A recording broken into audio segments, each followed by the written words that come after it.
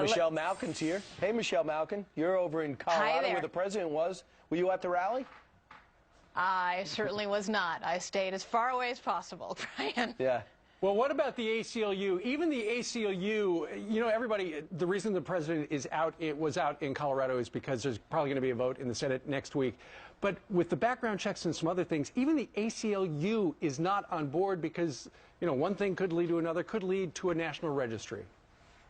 Yeah, well, thank you, Johnny-come-latelys at the ACLU, for finally paying attention to the CL, civil liberties of gun owners.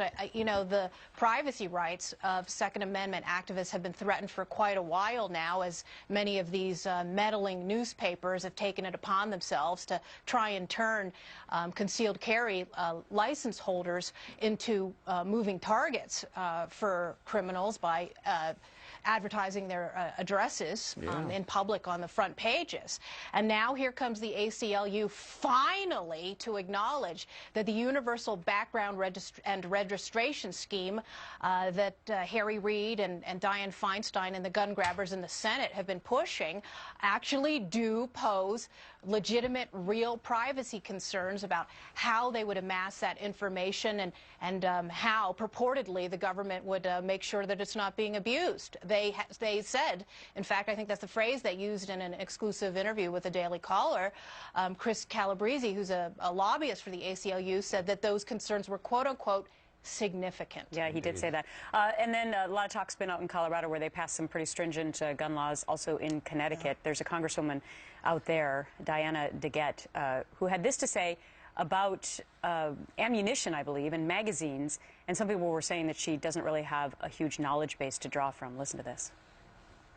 And just very briefly, to your last question, what's the efficacy of banning these magazine clips? I will tell you, these are ammunition. They're bullets. So the people who have those now, they're going to shoot them. And so if you ban them in the future, the number of these high-capacity magazines is going to decrease dramatically over time because the bullets will have been shot and there won't be any more available.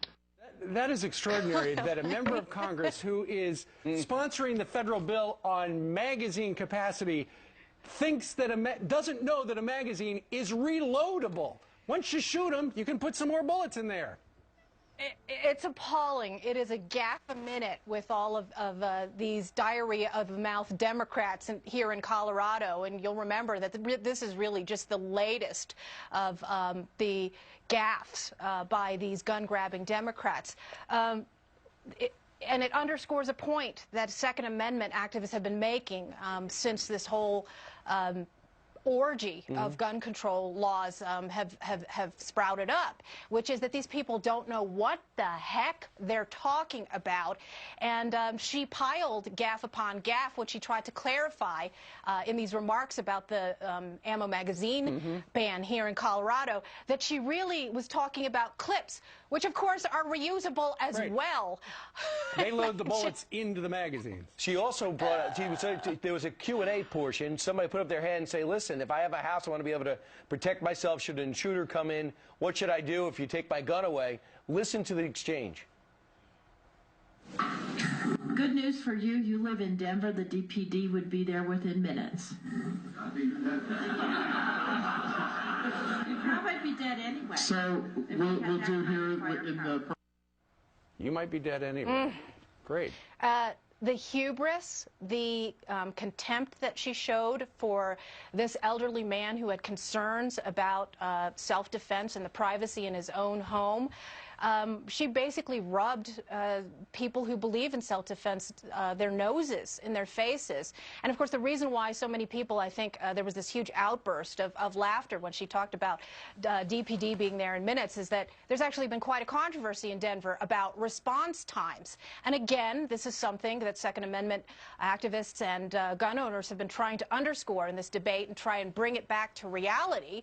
And that is, you can't always depend on the government to be there to defend you against invaders and criminals. Let's talk a little bit about the White House and the sequester, because, of course, there are no more White House tours right now, and that's really been front and center. Some people believe that it's a little over the top and for political gain. At the same time, you have celebrities who are able to still get into the White House: Justin Timberlake, Al Green, Queen Latifah, Cyndi Lauper, Ben Harper, just to name a few. Chris Chulo cannot get in. One of our floor crew guys. Do you see this as hypocrisy or what? It's bad optics. And in case people missed it last night, I did my performance of Party Rockers in the White House. Can we hear a little? And I'm not going to do it in come on, just a little. Party Rockers in the White House tonight. And it's really, it's not, unfortunately, not very funny to people who are working in government right now and facing these sequestration cuts. I mean, a lot of them are needed, but you know, the prospect of the party animals in the White House throwing these you know, big feasts every week does not sit well with a lot of people. Well, you know what? It looks like the sequester effects are not going to be long-lasting, because the president is going to kick back 5% of his salary, so problem solved, right? Yeah, probably not. Yeah, So yeah, Secretary that's of right. Defense. Always a pleasure. Thank you very much. We'll see you next week. Take care.